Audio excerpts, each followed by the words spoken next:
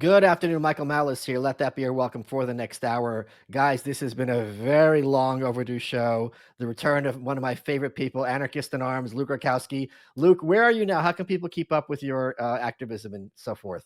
Yeah, I'm on youtube.com/we are change. We just upped our game. We're producing a crap ton of content and definitely upgrading our kind of production facilities. As you can see here, I'm doing a fancy smancy stuff here. We're doing in real life stuff. I just started a vlog too, where we're doing like experiences and adventures. So I've just been all over the place, to be honest with you, but YouTube's kind of the main place.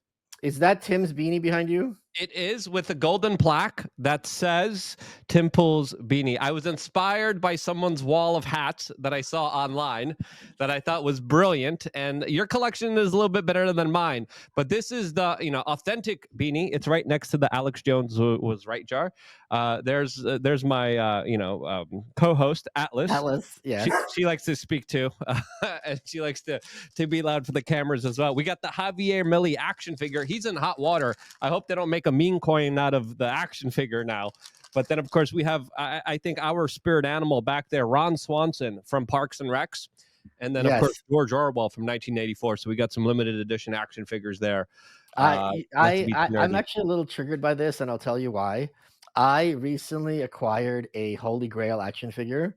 So let me tell the whole story about this. So in 1989 or 90, Warren Beatty made a movie called Dick Tracy about the comic strip character. And in that movie, Madonna plays Breathless Mahoney, but she's also plays she also plays the Blank, which is the big villain at the end. The reveal is Dick Tracy pulls off the Blank's face and it's Madonna underneath, right? So they made a figure of this. And as any kid of that era knows, when you look at the back, you had all the figures pictured there, and they had the Blank as one of them. And we're all looking for the Blank because there's no face. It's the coolest figure ever. Where's the Blank? Where's the Blank? Where's the Blank? It took us like 20 something years to find out, thanks to the internet, that first of all, the movie was a bomb. But second, when Warner Brothers saw the figure reveals the spoiler of the movie, they canceled the figure. And they only released like 500 to like Sears in Canada to fulfill some contract. That's what the internet buzz is. So finding these figures is like absolutely impossible. And I scored one after years of like, when I have money, I'm going to buy this. And I put on Instagram and no one gave a shit. Like no one cared. Like no one, like 100 likes. Like, yeah, okay, that's cool. I'm like, guys, do you not know what this is? No, don't care. Yeah, your house is like a history museum of a lot of really interesting artifacts that I love, because I love the historical aspects of it. And there's a lot of bull crap in history, but when you have some of the kind of raw elements from it, when you have some of the things that you could actually like see and touch from it, you start to kind of have a better respect and perspective on it than you ever had before. So I always appreciate a lot of the kind of memes, a lot of the humor, just like you do. I was going to suggest you always kind of dress up when you do big podcast. Yeah. When are you going to be Elon Musk's baby daddy, baby mama? Ashley? Yes. I think that would be the best costume, the next costume thing you do. Elon Musk, baby. I'm actually close friends with Ashley. She's stayed here in my guest room. No hanky panky. We're just good friends. So I think that might be, and I think drag is a bit too far. I think at that point, also, you're going to be some people in the audience, their head's going to start exploding. And I'm not a big fan of drag in 2025. Yeah, it's a humiliation ritual, but Yeah. I think now with the Illuminati kind of railing and kind of being dealt a major significant blow, it's probably going to pop up again in some kind of way, shape, or form. But I know you're an artist and you take it to the extremes. That would be the extreme there. And I don't think it'd be extreme because it's just an extreme look. Yeah. But I always appreciate the gesture. I always appreciate do you want a spoiler? Yeah. Okay, so this is what was really. I'll tell you a spoiler that people don't know, and I'm dropping some info on you guys. I was just at BoomerCon Central, and I use that very affectionately, PragerU. And we filmed 2 episodes. We filmed Stories of Us, which is their little mini documentary about people they like. And then we did an interview with the president of the company, which was really fun. So I wanted to do Stories of Us. I wanted to do it like a Forrest Gump thing. Like, I was Prime Minister of England in the 80s, and I was, I wrote Atlas Shrugged, and they like, no, we got to play it straight. We could be funny in the commercial. I'm like, all right. So I was kind of pissed that we kind of did it. But when I was there the next day, if people don't know, Dennis Prager, who's a great dude, who everyone says things very highly of, even if they don't agree with his views, he in his 70s, recently slipped in the bathroom and has been on a ventilator ever since. He's not doing hot. They had him with a trach, like paraplegic, like bad stuff. He's getting better, so there's hope for him. But when I was there, I'm like, all right. The next day, I'm like, get me a Dennis Prager wig and glasses. And they did it. I've never worn a wig before. And we did the interview, me dressed like Dennis. And the best part is we didn't acknowledge it at all. So all the boomers watching this are going to be like, did you not notice that he's dressed like Dennis? Like, blah, blah, blah, blah. And we even did a commercial where I'm dressed like Dennis and so on and so forth. So thoughts and prayers for Dennis Prager. Let's hope he recovers. And everyone out there whose grandparents aren't doing so hot, let's hope things work out for them. So that is actually something I just recently did. It was a lot of fun. Yeah, I love it because you put in a lot of effort, and you're definitely the more kind of artistic and autistic in all the right ways, where it's always captivating and always very interesting to watch. You always want to tune in, which, a lot of the content creators, it's like, okay, you're going to do the same thing, you're going to say the same thing. What is Malice going to pull off now? But you're wrong, because a lot of people are put off by it, and I want that, because when I was with Jordan on January 6th, you do, but hold on. Yeah. When I was with Jordan on January 6th, I had the shaman paint my face, and some of the comments were, I can't take someone who dresses like this. I can't listen to anything this person says with a dress like this. Like, well, I listen with my ears, not with my eyes. And if you're going to judge someone based on their outfit, this is like when people think Marilyn Manson causes school shootings. It's like, okay, like, I don't want video games with you. Or video games. Yeah. Yeah. Yeah, there's a level of absurdity, but I think a lot of people don't have a lot of fun. A lot of people take themselves too seriously. Yes. They're very kind of rigorous, and I think right now, I think the big culture shift with Trump and the meme culture truly is something epic to see on so many different levels. But I think I'm sorry. Unprecedented. Yeah, I think the humor, the ability to not take yourself so seriously, the ability to put yourself in a garbage truck, the ability to put yourself at a McDonald's drive-in, the ability to kind of lean into a lot of the kind of more aggressive, very serious people just shows you how having a lighthearted, not so self-important kind of attitude and energy is the right energy forward. It's way more captivating, it's way more galvanizing, and it's way more powerful than the people who try to control everything. And there's a larger kind of remnants of the kind of meaning of life here. And I think naturally a lot of us kind of fight this kind of larger reality. But I know a lot of people who had near-death experiences, they become more centered towards having this kind of attitude rather than the more serious attitude. So I always appreciate the play. I always appreciate the kind of art, the theater, and the people willing to try something, even if it doesn't land. Right. I think some of the greatest comedians in our world have always, not landed all the time and have created moments of like, what's going on here? But at least they tried. I'm about to start doing stand-up. I know I'm going to eat in half the jokes because until you do them, you don't know. But to your point, I did 2 books with D.L. Hughley, and one of the things he said a lot, he's like, this country hates poor people. And at first I was like, well, what do you mean by that? But there in circles, like media circles, like New York Times circles, working at McDonald's, you're not a human being, right? Or you're certainly not someone whose ideas who should be taken seriously. Like, you're there, you're beneath us, and it's our job to tell you how to live. So the idea that a president is going to be in a McDonald's, it's so gross to them. And it's gross to me that that's their attitude, because I got to tell you, it's not a fun job. Okay, you're a teenager, whatever, you're young, you get some money, you're sharing a house, or you got out of jail even, right? And you got to make do and try to put yourself on your 2 feet. It's honest work.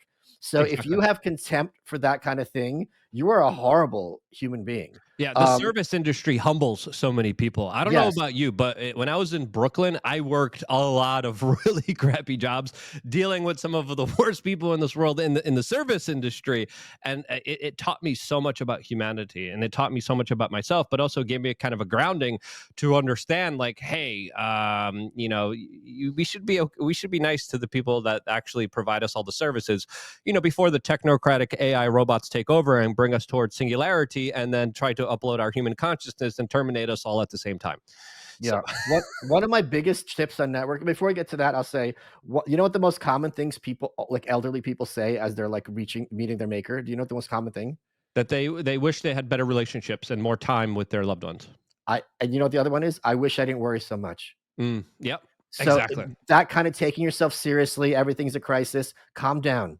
Go back 10 years. Think about the crises you had then. Some of them sucked. You're here. Relax. like enjoy life. Like there's someone named JL Lawson, and he makes great guy. He makes worry coins, and I carry this in my back pocket. I've never had to use it, but it says worrying is like paying a debt you don't owe.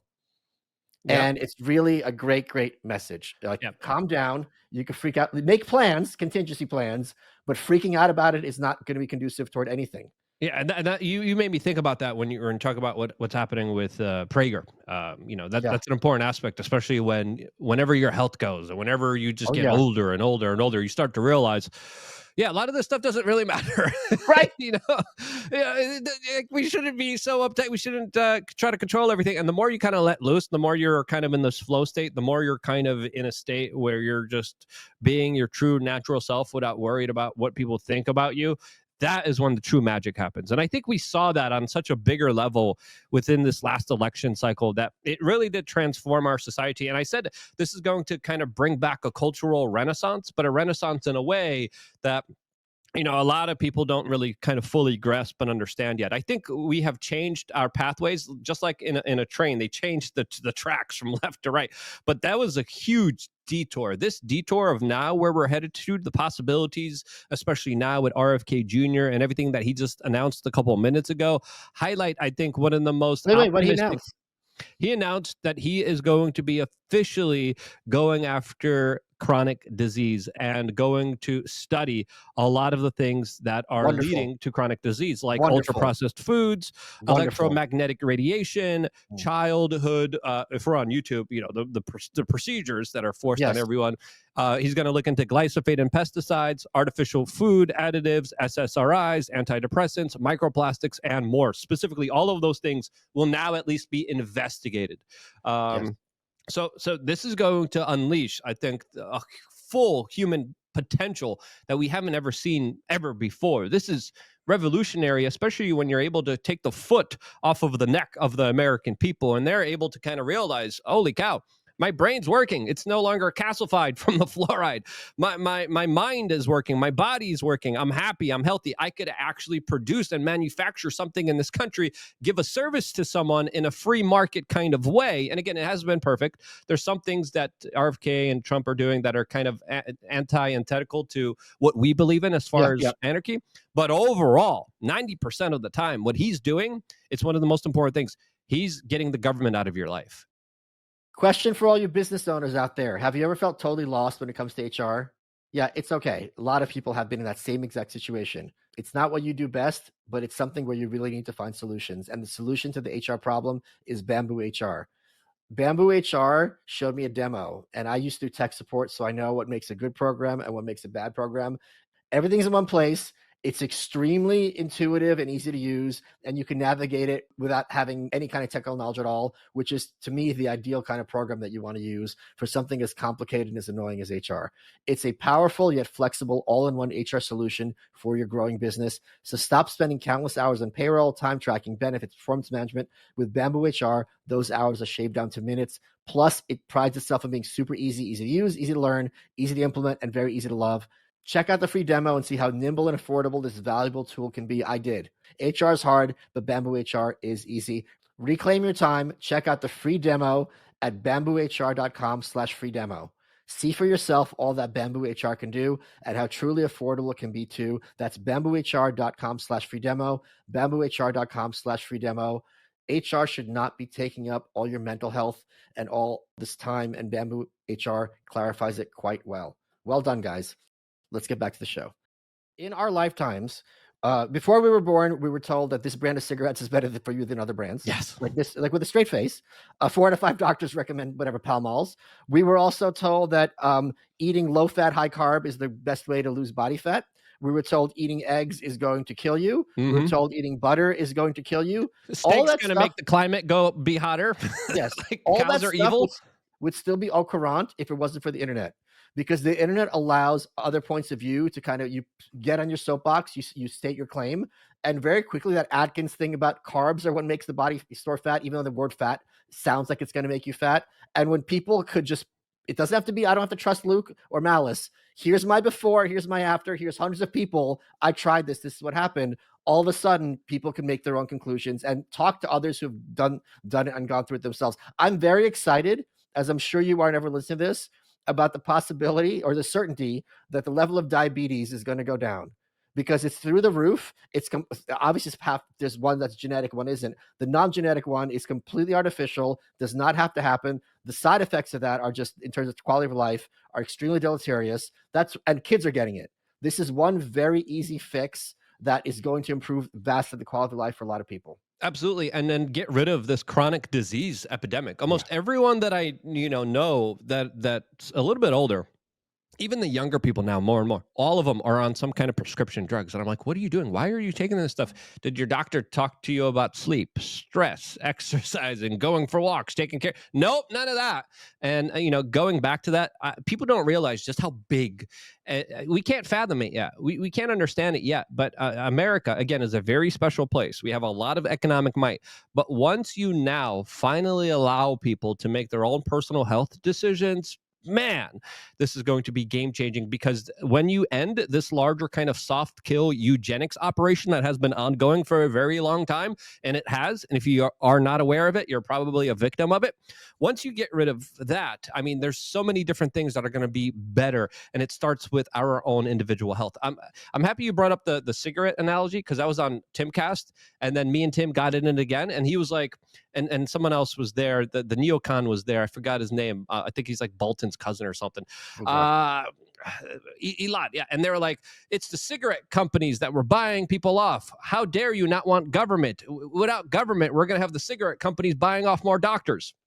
And I made the point saying, well, no, there's not going to be an illusion of safety. People are going to be well more informed, and then free market's going to absolutely figure the larger problems out there, especially now with the decentralized kind of communications out there. But how would you respond to that larger kind of statist argument? Well, we don't have to even, we can do right now, because right now there's a big culture of illegal psychedelics, right? Yeah. And if you look at all of that subculture, all of it, everything I've seen is based on safety. How do you do the safety?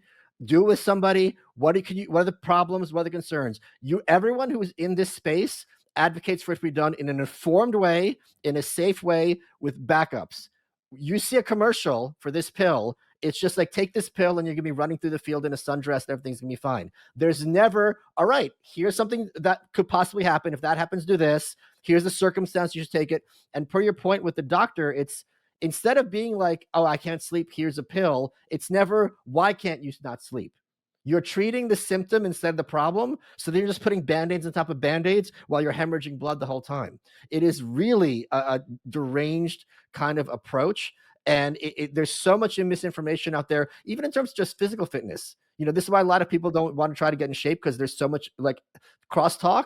And now, thankfully, you could just have a few people like, okay, this guy knows what he's talking about. Let me just listen to him. And you could talk to these people directly instead of having to read Redbook or Inquirer some nonsense. Yeah, but more importantly, people are learning to make their own decisions for themselves, because like a diet that's like a keto diet or a carnivore diet or a vegetarian diet, it's horrible for some people with specific gene types, right? Yeah, and it doesn't work for some people. Like the carnivore diet just doesn't work for me. I tried it out. It didn't work well. I was miserable. My sleep was horrible. I was feeling like crap. I got some carbs in me. My people love the potatoes. My Slavic people can't get enough of them.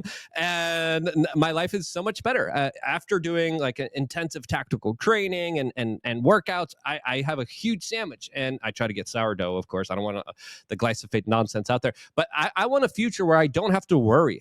For my members, I have a whole members group. I created a whole crap list of things they should be avoiding at the supermarket with all the ingredients they should be looking out for. We shouldn't have to live like that. We shouldn't have to live where we have to worry about people poisoning us because it's economically beneficial, or there's some larger plot to kind of hinder humanity and stop our kind of perpetual growth. There were a lot of eugenicists. There were a lot of evil people previously in power that were not just enriching themselves. They were fully, and this is my opinion, running an operation trying to dwindle and destroy the human spirit from within. And in many ways, they were kind of successful. That's what government schooling is. But exactly, yeah. The other thing that's exciting is in the 80s, you have an adversarial relationship with your body. Like dieting is about willpower. You're only going to eat lettuce one day a week. It's this whole thing. Now it's like there's these different programs to try Like, you tried carnivore. Okay, it doesn't work for me, but you learned about yourself. It was a net positive. In the same way, back in the people like, oh, I want to find myself, I want to learn who I am. Your body could be that same thing. It shouldn't be your enemy. You shouldn't have an adversarial relation to it. You shouldn't be in this constant state where something's a little wrong. It should be an exciting opportunity for you to be like, okay, what works for me? What doesn't work for me? I eat the same thing every day, right? Because I think that doesn't require willpower. And then when I went on a trip, my thinking cleared up, and I'm like, whoa. Something, this is overnight. I had like this slight brain fog. I didn't even know what brain fog was until I had it.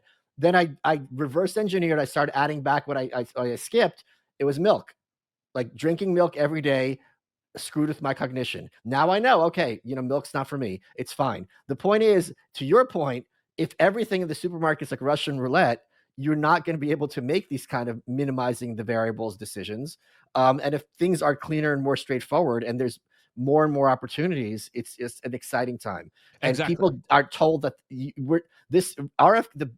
my favorite thing that RFK said is he showed a bunch of people on the beach in the 60s and they're all lean. He goes, this is the same genetic population. You can't we have not changed that much in 60 years that now people have a mobility scooter. Like the only thing that's changed is the food and our approach to it. Yeah, and then also all the forced kind of medical procedures that yes, we're taking, and also social media, and also the larger kind of mental, fortitude and our kind of approach towards life as well, since we are kind of slowly and surely being moved away from families and church, and we're moved towards this larger kind of pod living system, which is absolutely just ridiculous. But I'm so excited, man. I'm so optimistic. I don't know about you, but when Trump was campaigning, I got a lot of flack from our people, from the anarchist community. People were like, you statist, how dare, he's not going to keep his promise. He actually did. I think he's outperforming. Do you know what I said? Yeah. I said, tell it to Lynn Ulbricht. Yes. If Trump gets Ross out of jail, I'm fine. He's still better than Biden. Like, that's it. That's all I care about. Like, let's get Ross out, and on day 2 you could hate him. Okay, now it was day 3. It took him 2 days. He lied. It was only instead of 1 day. Like, I want to look that woman in the face and be like, we got your son out of jail. That, like, I expect zero from presidents. Yes, same. Absolutely. I wasn't expecting, I wasn't expecting everything, but we got a lot. Luke, do you know what I said to Josie yesterday? I was on a space with Josie, the redhead libertarian. I said to her, there's a conspiracy theory. I talked about this on Rogan last time I was on, that in 2024, Biden was replaced with a body double. No, I think it was Trump was replaced with a body double, because whoever this is in the White House is not the same person we were under for 4 years as president. I have no idea who this guy is. Yeah, he gives no more Fs. I did it before, but a different way. Yeah, he definitely is. I mean, getting shot at would do that. Having a life-changing event where your life flashes before you and there's a bullet literally that goes right above, right by your head. I think drastically changes that. And then when you learn about how Google and Facebook were covering up that event, how the corporate media was telling everyone that it was just a loud bang, that he just kind of tripped up here. When you saw the government now kind of come out and say, oopsie, we don't have any information. Like, we don't know what happened here. We don't know what the motive are. But it could be those Iranians, right? These Iranians are pretty sketchy. They're the ones trying to take out Trump. And Trump's kind of, he's smart. I think he realizes that's not the Iranians that made the Secret Service stand out. It's not the Iranians that had so many security failures. It's not the Iranians covering it up after it happened. It's not the Iranians telling Joe Biden to step down afterwards, literally just a couple of days afterwards. So there's clearly a larger kind of apparatus. And I think it would be interesting to get your perspective, because I think what he's doing right now, especially with Doge, especially with Elon Musk, especially with just kind of seeing where the money's going, it's a brilliant way to take away the fangs of this larger kind of bureaucratic deep state that has essentially been ruling with kind of total immunity. They were able to do anything and whatever they wanted to. You get rid of all their contracts. You get rid of all their money. You get rid of their propaganda arm. You get rid of their regulation arm. You get rid of their kickbacks and their ability to pay off and bribe politicians and celebrities and influencers. They have nothing. And I think, a lot of people are like, that's not true. They've got guns. Yeah, yes and no, but I would say a lot of people were saying, "Oh, the left is totally gone." No, the left is just defunded. Yeah, yeah. I make this point all the time. So I remember in the 90s, Rush Limbaugh, when Clinton was elected, or during the Clinton administration, said, this is the last death knell of liberalism. Like, it's going away. Like, and it's just like, these are like these like doomsday cults that are like, okay, the world's going to end on September 14th, like 1981. Oops, I did the math wrong. I meant 87. The Democratic Party is the oldest political party on earth. And the thing that conservatives sometimes don't understand is they don't care about civil rights or trans people or union or anything else. They care about power. Yep. And they will throw any group under the bus in order to further their power at any time. When I don't know if you know this, but when John Kerry was running against George W. Bush in 2004, Bill Clinton sat him down and said, campaign against gay marriage. Like, that was his advice, because Bill Clinton understood the game. He's like, we're here to win. None of these people really matter. The fact that he's not held culpable for DOMA is just another example of how they don't care about anything other than power. And I also would hesitate. Like, it's been 3 weeks. He's one guy. Like, these people have roots. The roots have been in there since at least 1913. Like, take a deep breath and enjoy the win. But these people are ruthless. They are powerful, and they are entrenched. And what I'm most excited about, and I'm positive you're as excited about as I am, is I know, given how he's been over-delivering on his promises, which no politician's ever had, he's going to go after the universities. Yeah. And when you turn off the head of the Frankenstein's monster, it's a wrap. That's the one I'm excited about. That's the woke factory. That's the factory that creates and is connected to all the intel agencies. You go up into Boston, you go into all these top universities. It's literally CIA heads with CIA heads with CIA heads running these operations, running these departments, and creating this little kind of manualable super soldiers that they unleash into the general public. There's a reason Jeffrey Epstein had his own offices at Harvard. Yeah. Okay, that wasn't a coincidence. All right, these guys. Larry Summers, another one of them, who's coming out panicking, freaking out, saying no publicly. Yeah, publicly. I was able to ratio him pretty successfully, since he came out and was like, what Elon is doing with the Treasury Department is undemocratic and not right. And I'm like, hey, is this you? And then I posted an article of him being connected to Jeffrey Epstein. Yeah. And then that somehow just, overshadowed everything that he was talking about. As all of those kind of sinister players, Bill Gates is literally coming out on national television being like, we have to not cut this funding. But he doesn't tell you the funding is actually going to him. He doesn't tell you that a lot of his organizations, a lot of the companies, a lot of the businesses that he started, all of that money is just coming right back to him to the tunes of billions of dollars. And he's saying, if these government agencies get cut, if this aid gets cut, if this funding gets cut, many people are going to die. That's literally what he's doing right now. Guys, traditional bed sheets, they can harbor more bacteria than a toilet seat, leads to acne, allergies, stuffy noses, and it is gross. Miracle Made offers a whole line of self-cleaning, antibacterial bedding, such as sheets, pillowcases, and comforters that prevent up to 99.7% of bacteria growth and require up to 3 times less laundry. You heard me right, you gross animals out there. And they use silver-infused fabrics inspired by NASA, so Miracle Made sheets are thermoregulating, designed to keep you at the perfect temperature all night long, no matter what the weather. Stop sleeping on bacteria. It clogs your pores and causes breakouts. Sleep clean with Miracle. Upgrade your sleep this year. Go to trymiracle.com/malice to try Miracle Made sheets today. And whether you're buying them for yourself or a gift for a loved one, if you order today, you get over 40% off. And if you use promo code MALICE, that's me, at checkout, you get a free 3-piece towel set and save an extra 20%. Here's the kicker. Miracle is so confident in their product, it's backed with a 30-day money-back guarantee. If you aren't 100% satisfied, full refund. How can you lose? You can't, even though you're a loser. Trust me. Upgrade your sleep with Miracle Made. Go to trymiracle.com/malice. Use code MALICE to get your free 3-piece towel set. Save over 40% off. Again, that's trymiracle.com/malice. Treat yourself. Thank you, Miracle Made, for sponsoring this episode.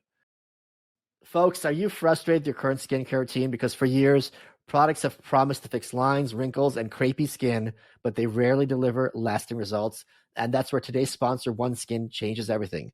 Their proprietary OSO1 peptide is the first peptide scientifically proven to reverse skin aging by switching off the dysfunctional cells that cause lines, wrinkles, and crepey skin. You can try OSO1 in all of OneSkin's topical supplements, from their flagship facial moisturizer and award-winning eye cream to sunscreens that protect skin from UV damage and cellular aging. Now, your skin is your body's largest organ and the one most linked to the visible signs of aging. With OneSkin, you're making your skin look, feel, and act like its younger self every time you use it.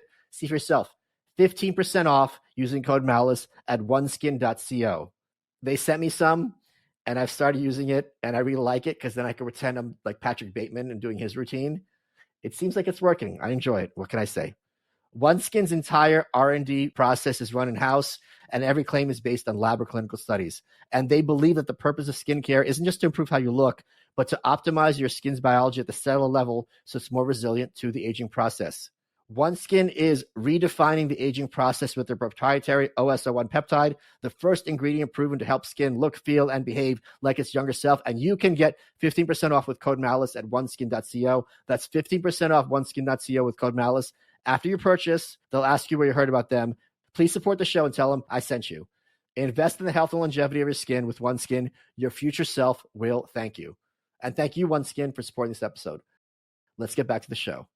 What's amazing is the emotional blackmail isn't working at all. Yep. And it's things that actually make sense. So when JD Vance said, frankly, I don't care, Margaret, kids dying of AIDS, like if you ask me, like, what's the one thing that you would want to have government spend money on? I'd be like starving children and sick children. Like that's the one where I'm like, okay, I don't want to see that. And they're like, oh, if he cuts US aid, like 100,000 people in Africa are die of AIDS. And everyone's like, I don't care because I don't believe you. I don't believe you're invoking this in good faith. Why is the US the world's AIDS dispensary? It makes no sense. Why are you not transitioning these countries to providing for AIDS? You know what I mean? So it's just amazing how the techniques that worked 2 years ago, and certainly worked during COVID, now people are like, I don't care. Like, fuck you and I don't care. I don't believe you.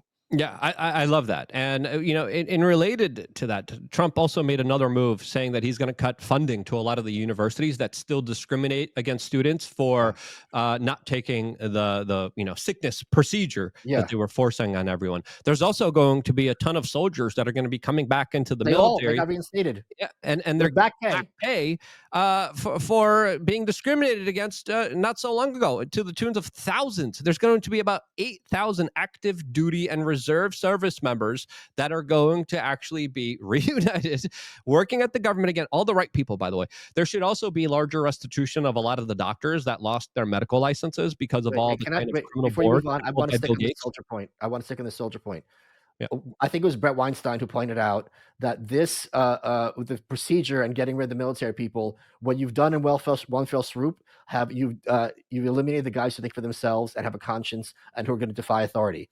And he's like, when you get rid of those, you have a military that is docile and obedient, and that's very scary because that's a necessary precursor to totalitarianism. Exactly. So to your point, these are exactly the guys we want back in the military, the ones who are going to be like, sir, I understand you're my superior. This doesn't make sense.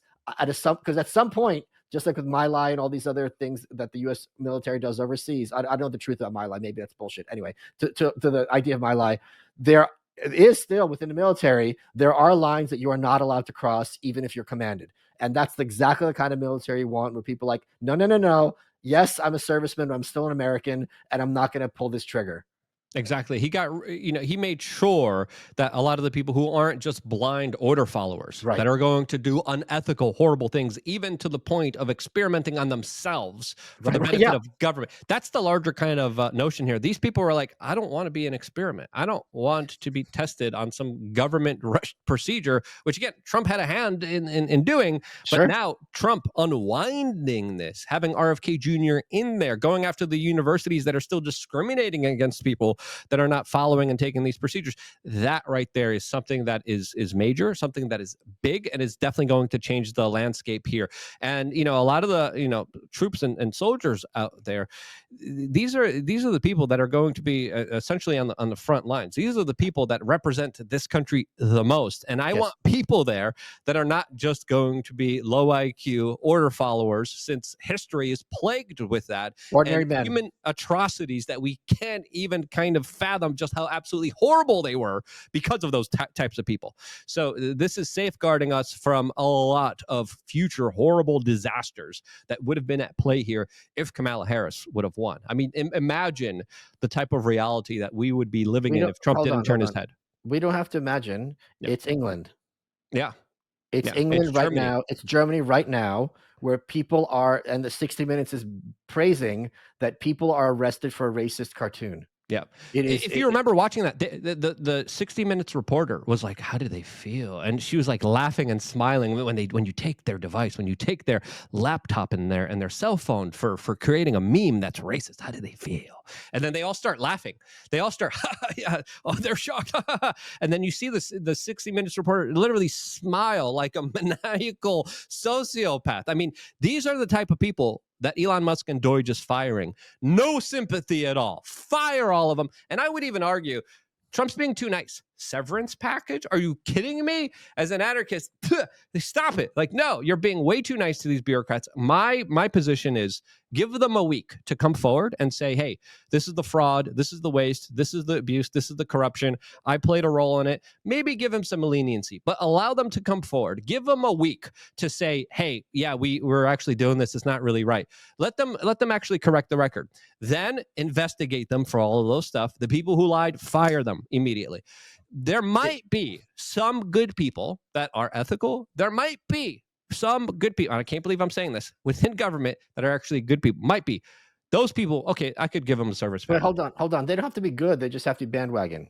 They just have to be like, I'm just going to follow power, but they're not inherently evil. There's a big difference. So if you just have them on the right team, they'll do the right thing, not because they're moral, but because they just go with the flow, and that's fine.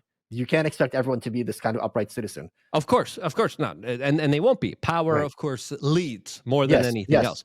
But if you're able to uncover a lot of the bad stuff, if you're able to actually give them an ability to speak out against what happened beforehand, that's the best way to, I think, really have a government that is totally fixed, that is working in a way that's actually working for the American people and not screwing over the American people. I've already forgotten the name. Who was the last Speaker of the House? The one who left less than a year? What's his name? Look at this. We're not even kidding. The one Matt Gaetz took down. Yeah. I have his picture in my head. Me too. I see him in that suit, in that beige suit that he was wearing. I can't believe I'm brain farting it too. But he had so many ties to the lobbyist, and I know Kevin McCarthy. Yes, Kevin McCarthy. So yes, there you go. So to Luke's point, when Amy Rohrbach, I think she was at ABC News, I'm 99% sure, she was caught on that hot mic saying that we had Jeffrey Epstein, we had him dead to rights. Buckingham Palace called us. They tried to kill the story, and they killed it. We had all the receipts and everything like that. And then this was a huge brouhaha. Kevin McCarthy, who I think at the time was House Minority Leader, sent the head of ABC a sternly worded letter being like, what the hell? Like, you have blood on your hands. Explain yourselves. They, of course, did nothing because that was the old Republican way of doing things. This is the kind of thing where it's like, okay, maybe this bitch is lying. Sit us down under oath. You walk us through this. How did you have the receipts on this international human trafficker? And you're like, this story's not interesting because we don't want Queen Elizabeth to be mad at us as Americans. Yeah, we want interviews with the royal family. Right. As Americans. The royal family is a bunch of people connected to a bunch of people that a family-friendly show here. You're on YouTube. So that rarely do horrible things to small children. I'll just say it like that. Right. And can I interrupt, Luke? Google Lord Mountbatten. Yeah. Look at Jimmy Savile. How about that one? All right, get ready to be really freaked out about that one. Edward Heath and all these other individuals. Look at so many of the top European royalty, all interconnected, not just to these secret societies, but to these larger child trafficking operations. We just got news a couple of days ago, specifically with Prince Andrew being terrified of flying back to the United States or setting foot on U.S. soil now. I like that. I like that a lot. Yeah, and this is such an important story because I've been talking about this for so many years. The corporate media was promoting Epstein. They were talking about how great of a philanthropist he was, how great of a person he was. VH1 was doing specials about him. And I'm like, hey, there's a whole underground network of child traffickers out there that are a part of the richest people in the world doing some of the most heinous, awful things that you can't even fathom to small babies and children. And people are like, you're a crazy conspiracy theorist. You're insane. Now we're living in a reality. You ask the average person, hey, did Jeffrey Epstein off himself? And everyone's like, nope, he definitely didn't. And it's common knowledge now that a lot of the elites play by a different set of the rules. And now they are freaking out because for the first time in a long time, they're actually being threatened with accountability. I'm never at my most leftist as during this because the point is extremely powerful people shouldn't be too comfortable. Yeah. Because when extremely powerful people get very comfortable, they start doing really degenerate things just because they can. And there's a Exactly. human sense of, I'm engaging in evil just because I could get away with it. I'm different from them down there. I'm like some humanized deity. Yeah. So it's a very good thing where they're like, when they're like, I'm scared to go to this country because I might get arrested. Good. I want that. Yeah, a lot of these elitist people, it's like they're in the video game, but they have all the cheat codes. When you Yeah, have all the yeah. cheat codes, you start doing more wild and wild stuff just to see if you could kind of get away with it, just see if you could do it.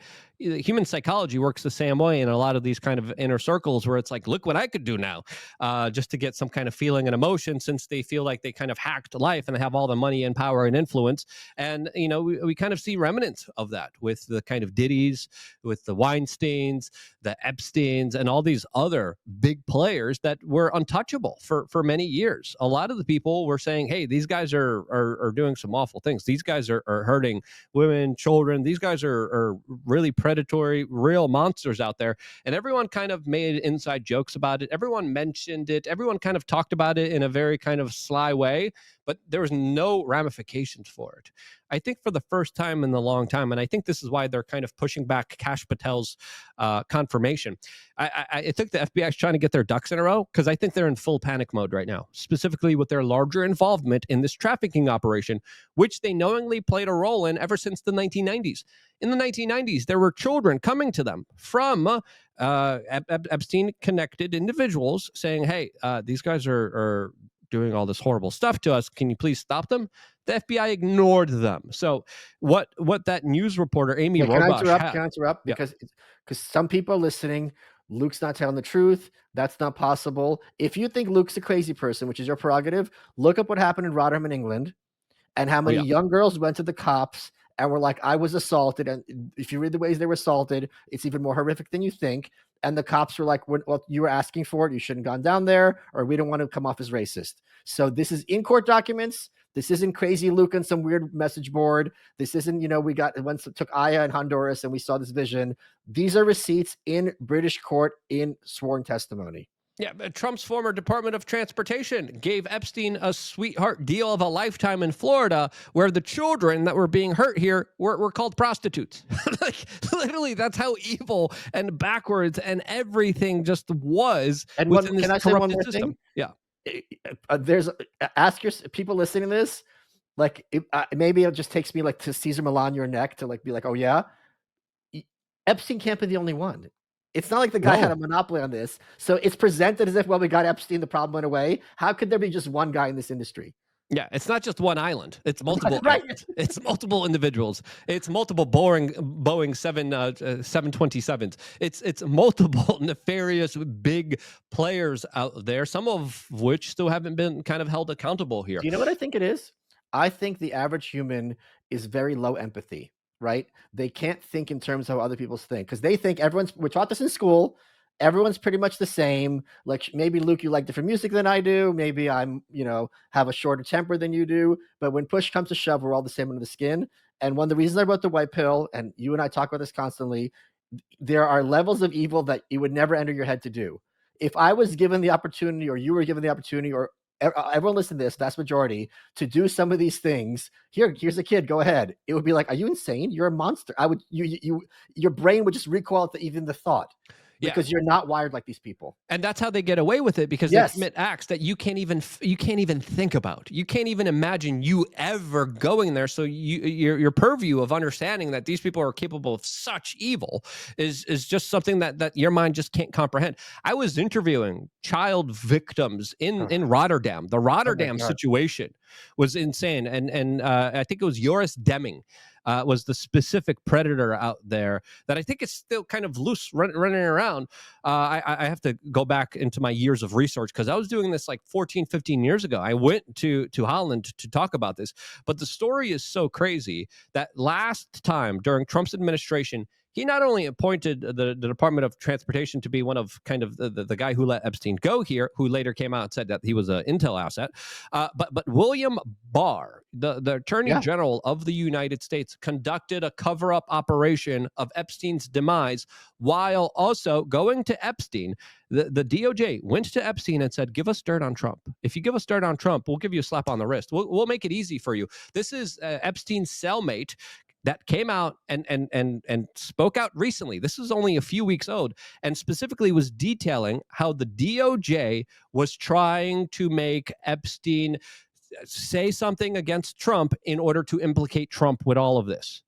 And then he met his demise. So Trump's own DOJ was working to set him up during his own administration when he was president of the United States, run by William Barr, whose father gave Jeffrey Epstein his start at the Dalton Math School. So that's how crazy this entire situation was.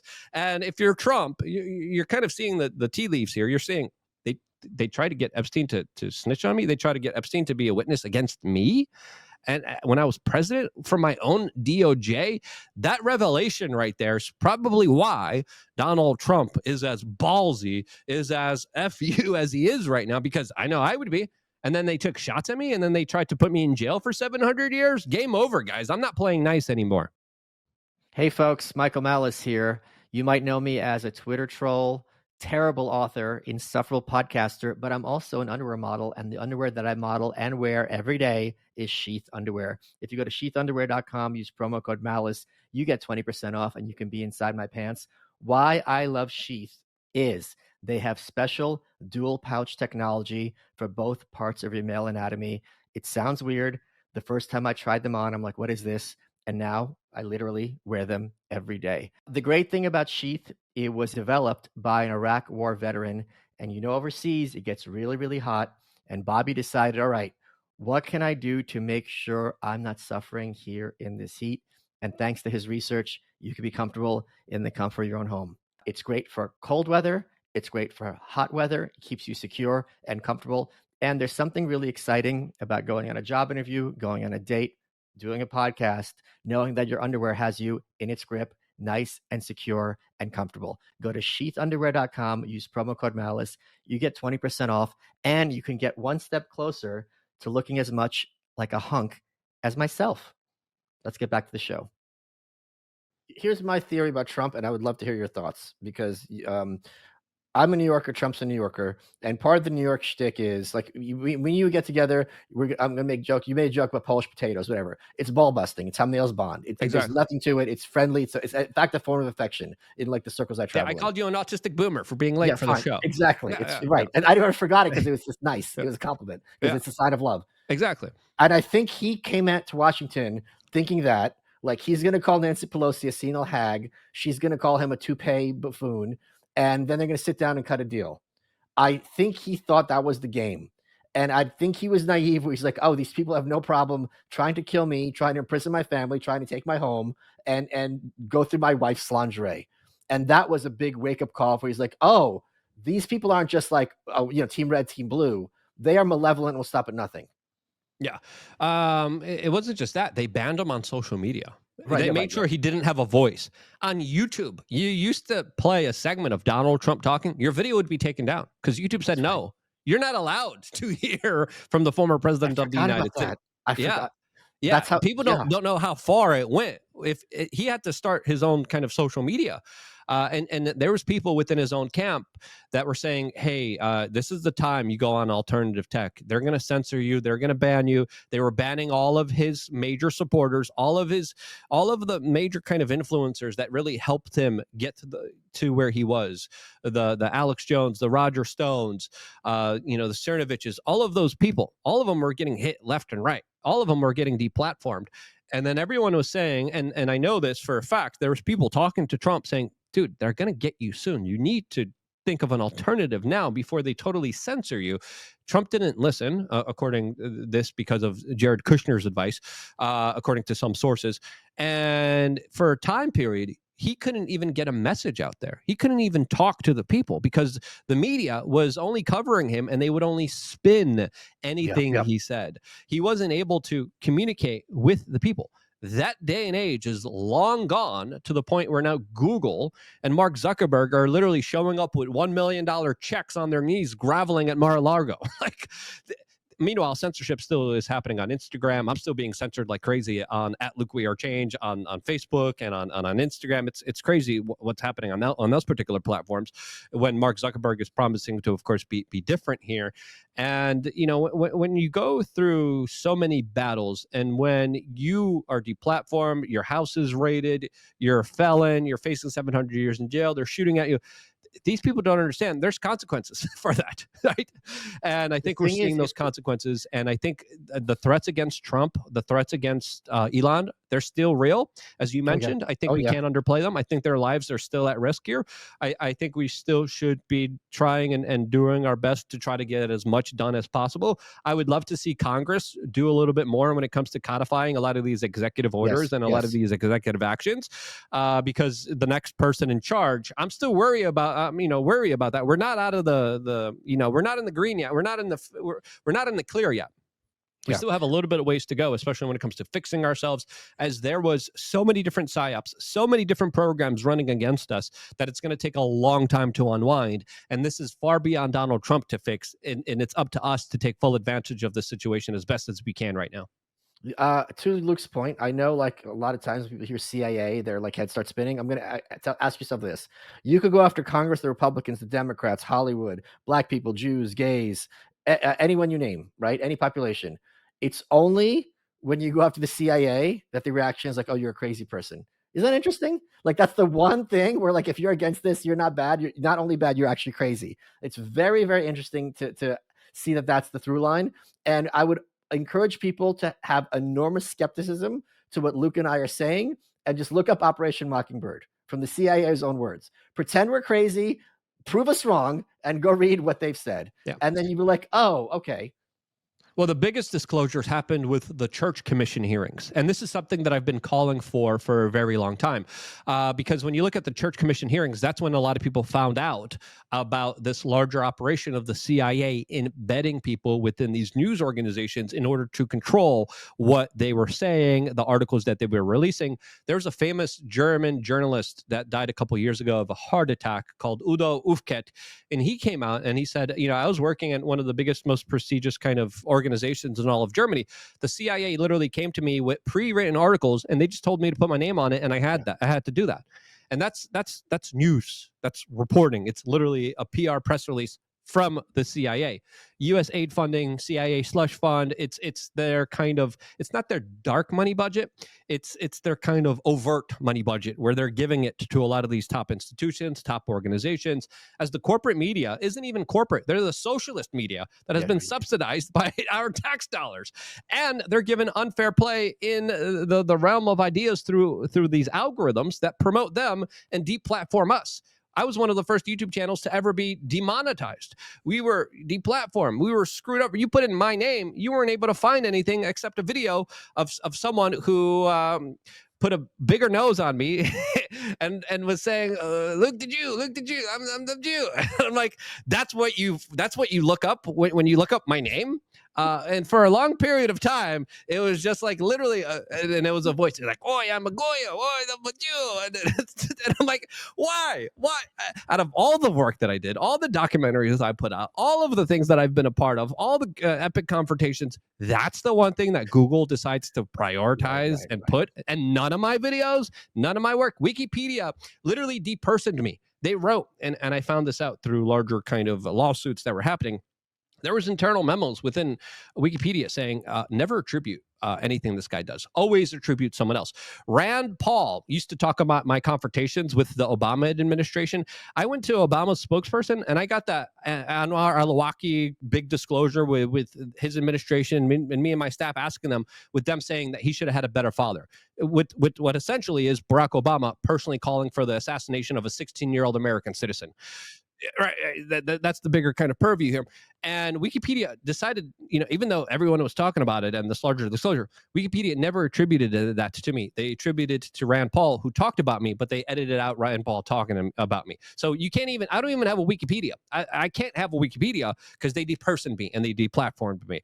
So the levels of sinisterness, the level of underhanded things that I had to deal with in my 21 plus year independent media career is just too much to mention. And this is just some of the things off the top of my head, but I was always working behind the gun. I was always working with this kind of attitude of like, everything I do, it's always going to be attacked some way, shape, or form to deny me from being able to actually reach people and talk to people. I think that veil is finally lifted. I think I'm finally able to, of course, I can't thank my members and my supporters and my subscribers enough, because I wouldn't be here if it wasn't for them sticking it through with me, even though a lot of them are literally denied even accessing my stuff.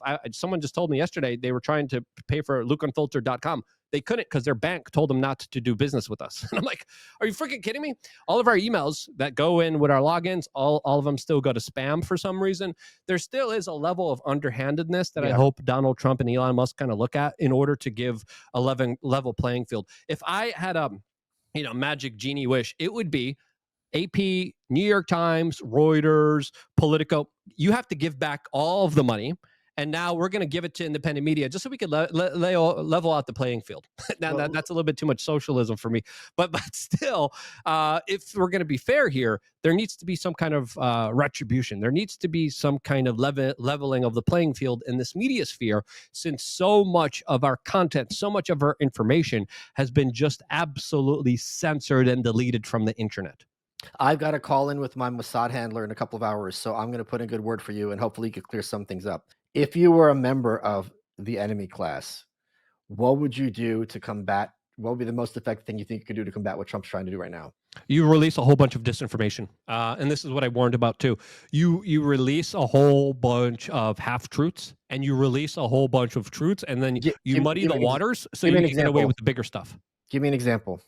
So I think it was Putin that kind of masterminded this kind of strategy that essentially just confuses the crap out of people. And I think we're living in this kind of disinformation world where just lying to people doesn't work. Right. So now lying through omission or lying by giving too much is going to be a lot more effective than it is than just saying, here the corporate media is saying this. I would do what happened during the 9/11 truth movement. In the beginning, the 9/11 truth movement was filled with family members, rescue workers, New Yorkers, concerned citizens that were saying, hey, we just need a new investigation. Yeah. Then came all the people that were like, it's the lizard people, it's space beams, it's holograms, it's fake. Right. By the way, just for what Luke's talking about, there was a best-selling book in France that said the towers were never actually destroyed, and what's there is a hologram. Exactly. Obama's information czar, Cass Sunstein, wrote the manual on this. And I confronted him on this. And he was like, I never wrote this. I never said this. I'm like, yeah, you did. I literally took out the document. I was like, you said this. You're going to create disinformation. You're going to create paid actors. You're going to create individuals that are going to look like they're a part of the alternative independent media, but you're going to have them muddy the waters, confuse people, and make everyone look crazy. He literally outlined this in his case for disinformation. This is Obama's information czar. And, that confrontation with him, look up Cass Sunstein, We Are Change. You might be able to find it if Google hasn't blocked it. But it shows you what has been kind of what they've been doing in a kind of covert way. But I think they're going to be doing it in a bigger way because that's the only thing that they can do. And what people need to appreciate, and I'm positive Luke agrees, they're not all dumb. No. There's a lot of really smart, very savvy people who've got like receipts about what works and what doesn't. So it's not all going to be Officer Harris and Joy Behar. Like God wish that it were. It's not. Yes. It's not all low IQ drooling idiots being like, just believe us. No, there's some people that are extremely capable, extremely smart, and sadly, they're using all of their skills for some of the worst people and the worst entities on the face of this earth. And we have to realize that, not everything is as it seems. And just because you want something to be true doesn't make it true.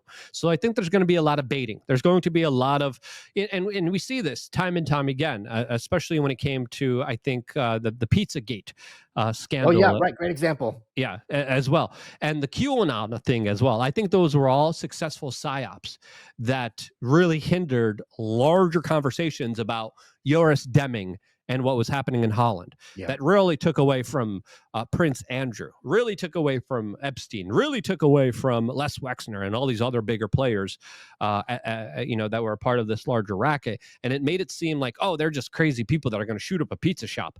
Right. So I do believe there's psyops within psyops, and the best way that I think they're going to, move forward in a way to go against us and to destroy us is to do what I've just described and what Cass Sunstein kind of wrote the rule book for. Luke, we're running out of time. What has been your favorite part of this interview? The awkward moment with me telling you to dress up as Elon Musk baby mama. That didn't really land. I was hoping it was gonna, and then you kind of got serious, and I'm like, I don't believe in making fun of people, but I think she would appreciate it, and I think just having more humor and being able to laugh at stuff really takes away the seriousness of it. I think there's a lot of people that are way too serious, and I just want to laugh more. I just want to be more silly. I want to take it to the extreme. That was my attempt at taking it to the extreme, and it didn't really land, and kind of landed flat. You are awful.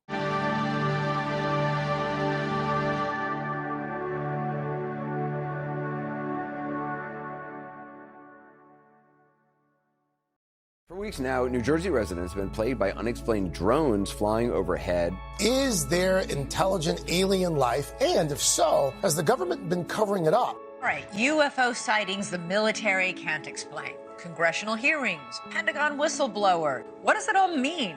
What does it all mean? We are here to try and figure it all out with our new Ancient Aliens podcast.